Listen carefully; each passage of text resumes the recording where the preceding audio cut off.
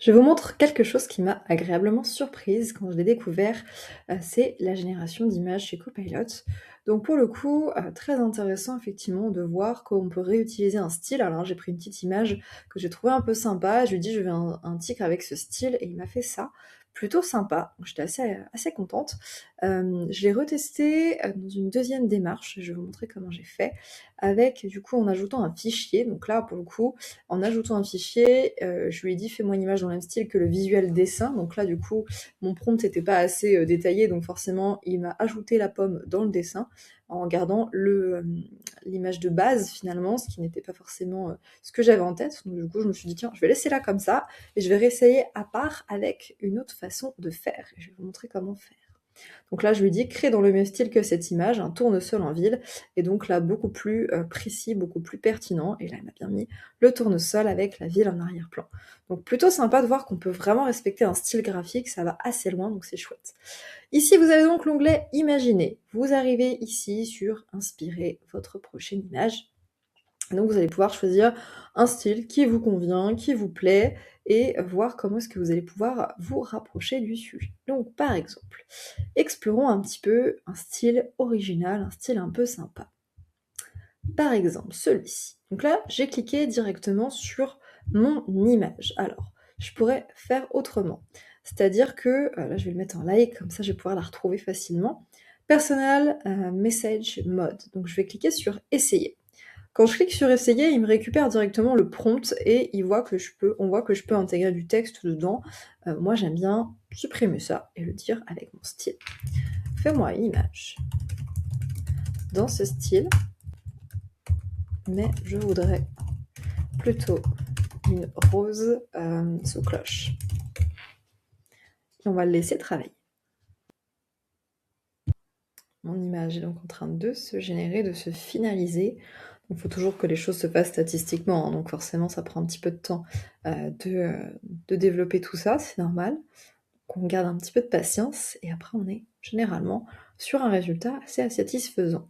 Donc là si on regarde, effectivement, il m'a généré une image qui est prête, et donc il a considéré que finalement ça c'était la cloche, mais il a gardé le style. À la place du petit sapin, finalement il m'a fait une rose. Rose que je peux télécharger et ouvrir facilement. Donc ça c'est plutôt chouette, ça permet comme ça de voir concrètement ce que ça peut donner. Donc ça c'est le premier usage. Le deuxième, partons sur celui-ci, tiens, très mignon. Cette fois-ci, je vais rajouter un fichier. Donc là, je vais réutiliser ma pomme.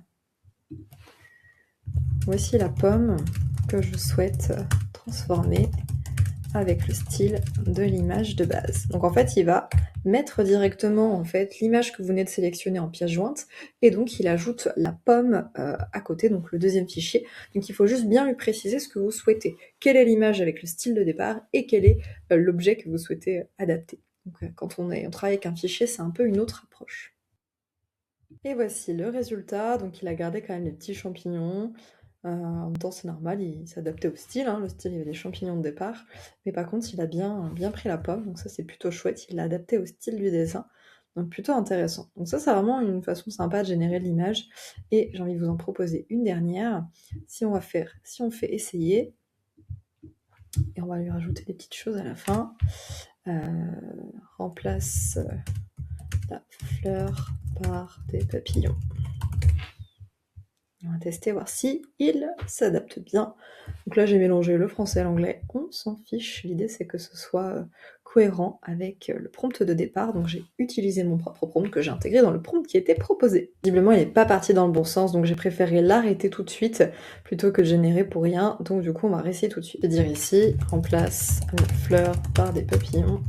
Je pense qu'effectivement, de reprendre le prompt de départ, finalement, c'est bien pour faire un premier jet, mais dès qu'on veut faire une modif et retrouver finalement le style de l'image avec l'ADN de l'image, ça ne fonctionne pas aussi bien, donc on va repartir carrément avec notre propre prompt. Donc là, j'ai l'impression qu'il a plutôt bien respecté, on a à peu près la même main. Effectivement, les fleurs sont devenues des papillons, plutôt sympa, pour le coup. Peut-être qu'on aurait pu en avoir plus et transformer vraiment pour avoir quand même l'effet de fleurs, mais j'aurais pu lui dire garde l'effet fleur aussi. Donc c'est toujours en testant comme ça qu'on voit ce qui nous manque dans le prompt et on peut itérer au fur et à mesure. Ok, Parfait. Bon, pour le coup, c'est très bien, ça suffit et donc eh bien, ce qui est intéressant, c'est qu'on va pouvoir, dans la bibliothèque, retrouver un petit peu les images qu'on a créées et donc avoir un petit peu tout au même endroit. Donc plutôt sympa en tout cas pour cette, j'ai envie de dire redécouverte pour tous ceux qui connaissaient l'ancienne version de Copilot avec les images, plutôt chouette de pouvoir profiter d'un générateur d'images enfin efficient.